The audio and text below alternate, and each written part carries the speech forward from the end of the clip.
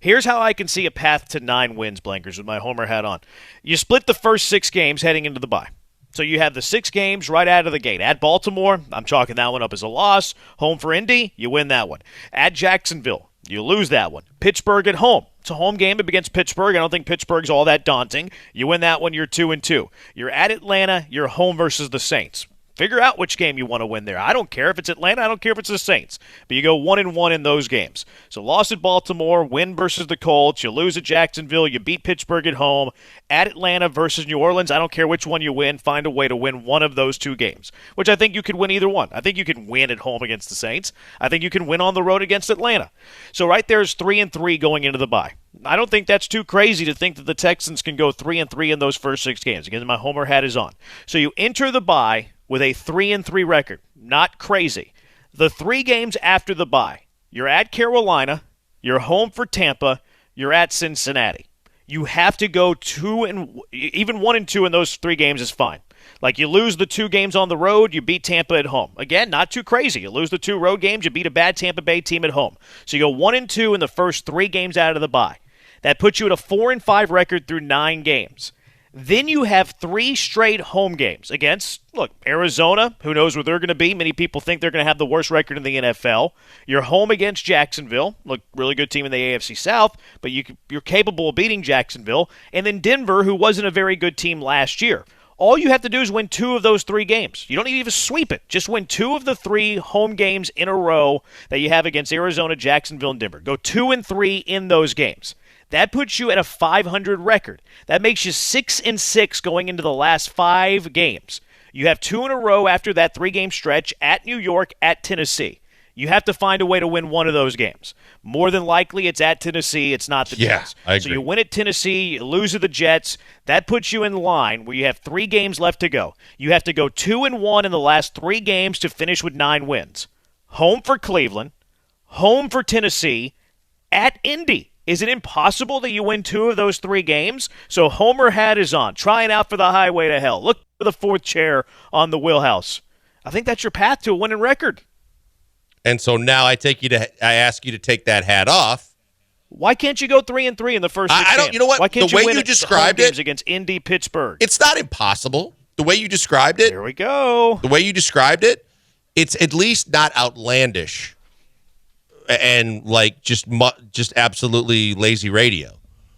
I think that it's not impossible to think that you could get to that point. I just don't think it's going to happen, and I think that realistic. Tennessee's a big wild card in all of this because if Tennessee folds up the tents, then like we were talking about from a divisional perspective, Jacksonville's all you got to worry about, and you could conceivably get 4 wins in the division this year, 3 or 4 wins in the division this year, and so that's a huge step in the right direction.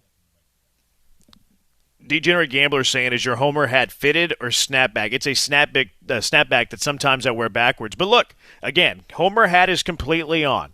But the Texans' strength of schedule is the 3rd best strength of schedule in terms of the weakest in the league. Like, they have the 3rd weakest strength of schedule in the entire NFL. So that bodes well to trying to stack wins. I know that we're, jumping to a lot of conclusions when it comes to the Texans. But your first 6 games at Baltimore, no one's saying you need to win that game.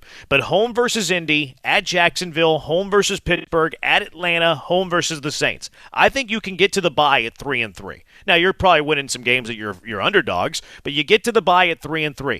Those first 3 games out of the gate, out of the bye, at Carolina, home for Tampa, at Cincy. All you have to do is win one of those 3 games. You don't even need to take 2 or 3. Yeah, you should win the Tampa You win game. one of those 3 games. Just one of those 3. Maybe it's even Carolina. Who knows? One of those 3 games. Then you get 3 games at home, which is unheard of in the NFL. But you get 3 home games in a row. Versus Arizona, versus Jacksonville, versus Denver. Take 2 of those 3. You don't even need to win all 3. You just take 2 of those 3. You split those 2 road games, probably not at New York, but maybe at Tennessee where they're playing Will Levis and they're struggling to the finish. That's a winnable game. And then all you have to do, if you accomplish that, 3-3 in the first 6, 1 of the first 3 out of the bye, 2 of 3 in that 3-game home stretch, 1 on the road, either at New York or at Tennessee. You do that, all you have to do in the final 3 weeks is win 2 games. 2 home games, 1 against Cleveland, 1 against Tennessee, and then your final game, you're on the road at Indy, and they always beat the Indianapolis Colts in Week 18, whenever they don't need to win. Well, since That they gets don't you need to the 9 draft pick wins. this year, they're going to try hard to win that game. Exactly. There you go. It's not impossible. 9 games. It's still a bit far-fetched, It's in the to path. say the least, even with the hat on. But yeah, I see where you're Their going there. schedule's just not tough, though. Their schedule's not tough. Is the because biggest, you think about biggest quarterback thing, really. quarterback play alone in what gives you an opportunity for that to happen. Because when you just go down the schedule, you don't know who's quarterbacking Tampa Bay.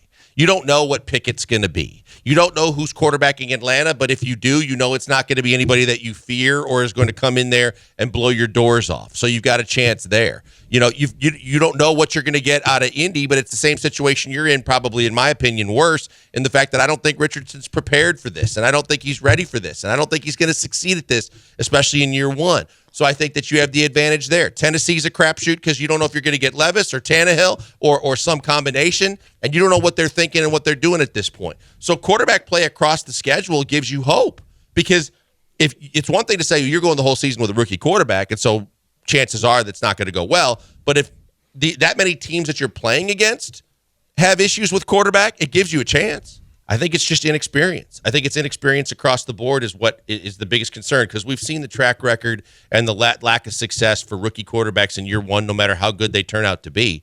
But then you talk about D'Amico and his first year as a head coach, and you talk about from the standpoint of Slowick's first year calling plays as an offensive coordinator, and I got to imagine that he'll take some lumps too. I think inexperience is the one thing that would concern me. Absolutely. Like, rookie quarterbacks have trouble in their rookie year. Even the very best rookie quarterbacks struggle in their first year in the NFL. It's a huge jump, and I think that it's a bigger jump for C.J. Stroud than what many people are thinking that C.J. Stroud's going to have. C.J. Stroud's used to having the most talented players around him, and that's not going to be the case in the NFL. So I'm curious to see what Stroud's adjustment looks like, how quickly he can try to adjust to the NFL level. I don't have much faith in teams winning a lot of games when they're playing rookie quarterbacks. I don't have a lot of faith in teams winning a lot of games when they have such a young nucleus. I think it takes time. I think it takes time to learn to win at the NFL level. That's why, Homer had it's 9-8. My real prediction for the Texans this year is 6-11. Like that's my real prediction. Mm-hmm. When I look at the Texans' schedule, though, it is not a daunting schedule.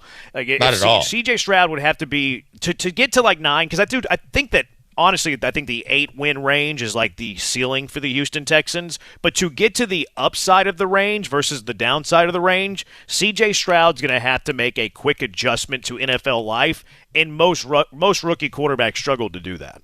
Yeah, no, I think that's the thing. I think that C.J. Stroud is good. Look, I go, while you were even saying that, I go back to Casario's quotes on the 2 number 1 picks, and just how overly gushingly encouraging it was for Will Anderson, and to think that he's just going to step right in and he could be impactful. And he basically was setting the table for you for exactly what we just said about C.J. Stroud, in the fact that he's got work to do, and even he would tell you that. And the way he kind of set the table like he did, it was 2 years ago now, when he said, don't judge us on wins and losses. I felt like he was kind of setting the table for, he might not be great right away, but we think he's going to be great in the long term. That's just my takeaway.